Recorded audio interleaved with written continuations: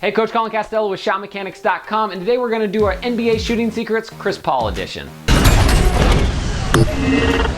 All right, so the first reason I love Chris Paul's stroke, and probably one reason why he's a really successful shooter, is his release. He does a great job finishing his follow through what we like to call four to the floor, meaning when the ball releases from his hands, all four fingers are pointed towards the ground. This is really important because it gives the ball optimal backspin, so the backspin will not only suck the ball into the hoop, but it also slows the ball's velocity to give it that soft shooter's touch. So the key to the four to the floor is to make sure that you're pretending like you're putting all four fingers in the basket on your follow through. This will make sure to keep your shot straight and on target.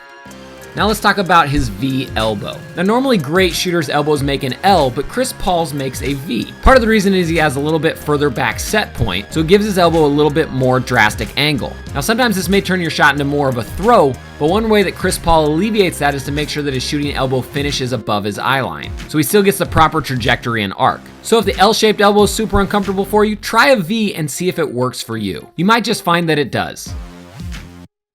And now let's talk about feet forward. So Chris Paul does an amazing job at kicking his feet forward on his jumper to get optimal rhythm. Now those of you out there who watch Coach Hoover and Pro Shot, this is called the sweep, where your legs are sweeping forward. Great shooters very rarely jump up and land in the exact same position. So by landing forward, it helps transfer the momentum of your jump into the flight of the ball. So most of the time, if you're shooting a three-pointer and you're right on the line, when you land, your feet are probably going to be on the inside of the line. And it kind of varies person to person on how much you want to jump forward. For me, if I can get my heels to land on the three-point line, that's perfect. So experiment with it and see what works best for you.